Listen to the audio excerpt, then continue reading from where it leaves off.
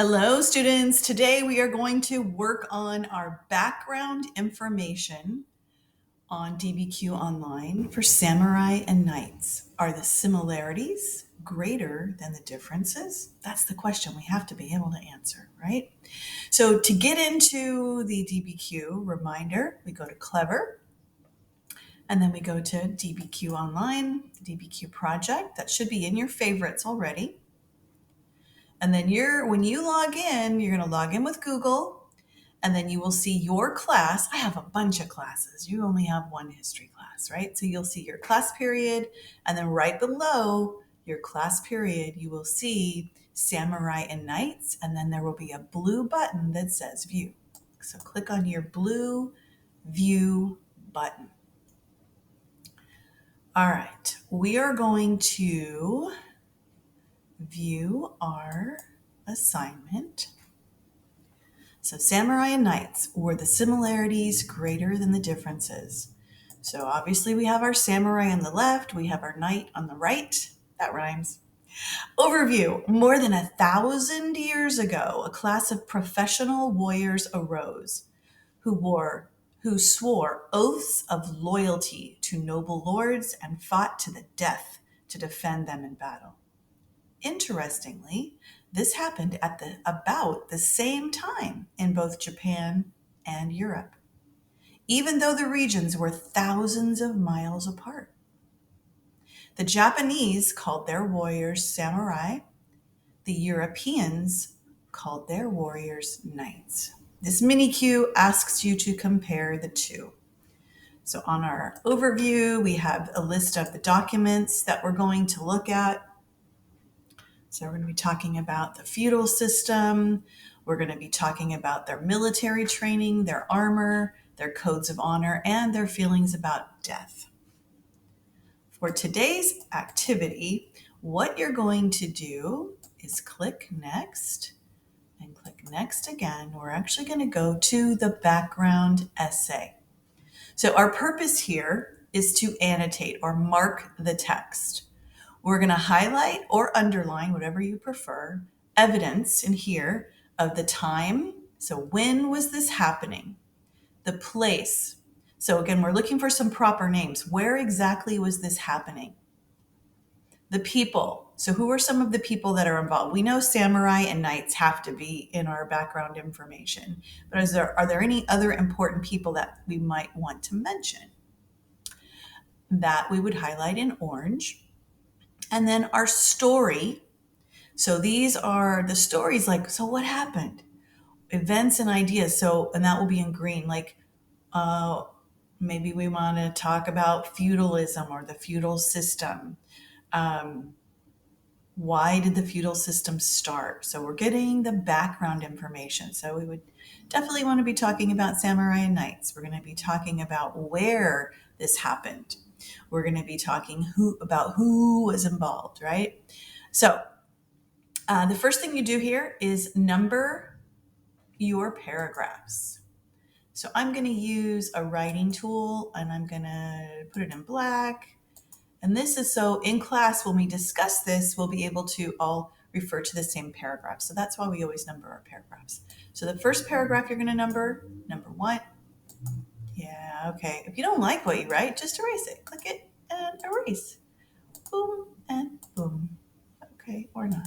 Let's see. Click here and erase. And it's not letting me erase. Hang on. Here, here, here, here. Hang on. Why can't... There it goes. Finally caught up with me. Maybe I was just going too fast. Who knows? Let's try this again. I'm going to pick black. I'm going to pick a thin writer, and then I'm going to come down and I'm going to mark my text. And number 1, and then I let go. So our first paragraph, you live in a country. Paragraph number 2 is about 1,000 years ago. I can use the marker on the right side to scroll down. So my third paragraph is going to be to keep order in the land. My fourth paragraph, during the late 1100s in Japan. Ooh, In Japan, that's a place. Just saying. All right, now I'm going to go all the way back up to the top. So this is paragraph 4 down here. And notice that it's still continued, right? It's not indented. It's not moved in. There's no capital letter here. This isn't the beginning of a new paragraph. So my next paragraph is going to start right here. Europe never developed. So that's going to be my number 5. And then I'm going to read down here. This is all the same paragraph until I get to the ideas of soul and honor. That's going to be paragraph 6. And then this mini Q is going to be, and this mini Q will be paragraph 7. Okay, so that's the first thing I'm going to do. Then I can listen. I can click on audio support at the top, and I can have this read to me in English, and I can follow along with it. I highly recommend you do that, at least for the first go around. If you're a Spanish speaker, you can click on View Spanish, and magically a pop-up appears, and the text is in Spanish. So if you're reading and listening to it in English, and there's something that you're like, I'm not really sure how that translates, open it up and look at it in Spanish view. No problemo. Okay, we're going to pretend that you have listened to it one time through, right? So you're going to do that on your own. And then after you've done that, what I want you to do is click to go to the next page. And I want you to read through these background essay questions, and then you're going to go back to the text. You're going to read it carefully and closely to find the answers to these questions in the text. So the first question, what conditions led to the development of feudalism in both Western Europe and Japan? So that's asking you what was happening before feudalism. What happened? What were the conditions? How were people living? What was going on? What had happened before feudalism began in both Western Europe and Japan? So you're going to go back to the background essay questions, or background essay. You're going to read until you find that information, and you're going to highlight that in story and events. Okay? You might even find something to do with time. So when did that happen? So what was leading up to it? That's part of our story. We would have that in green. If you find anything important dates that explain like what time period was this occurring, that would be highlighted here or underlined in purple.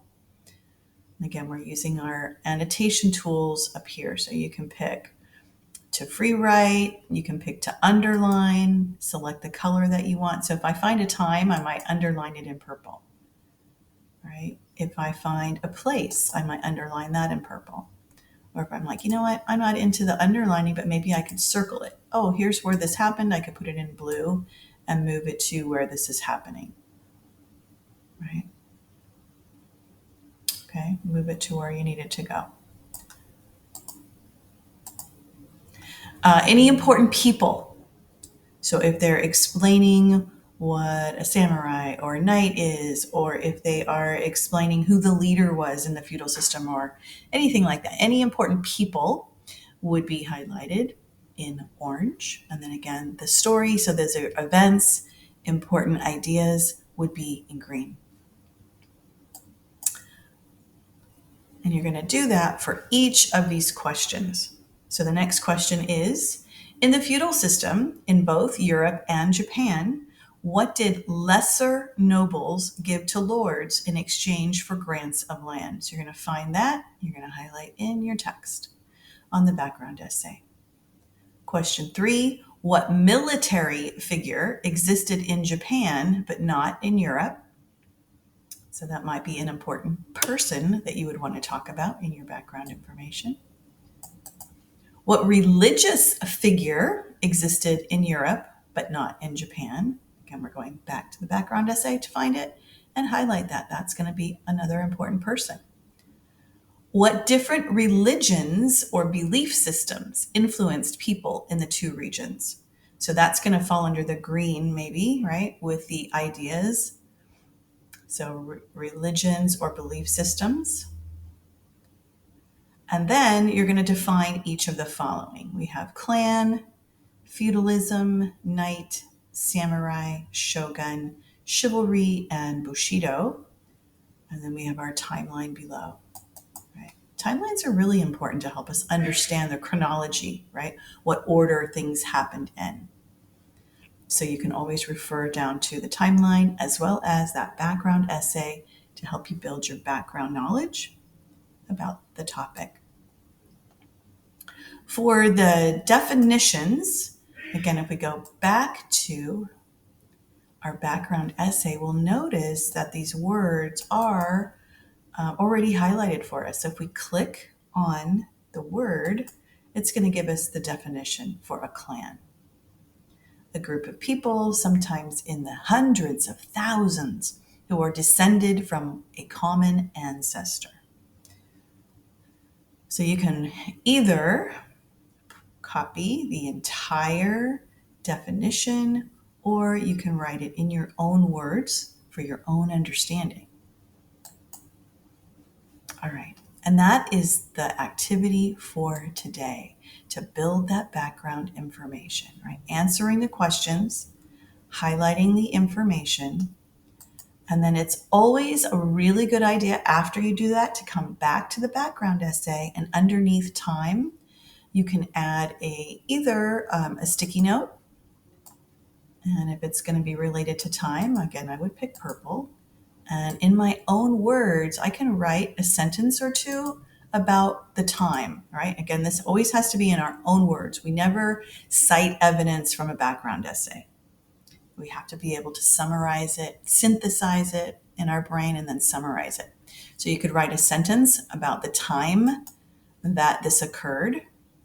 You can add another Post-it note over here, and blue, right? And you're going to explain the place. So where does this happen? Put your sentence or two in here.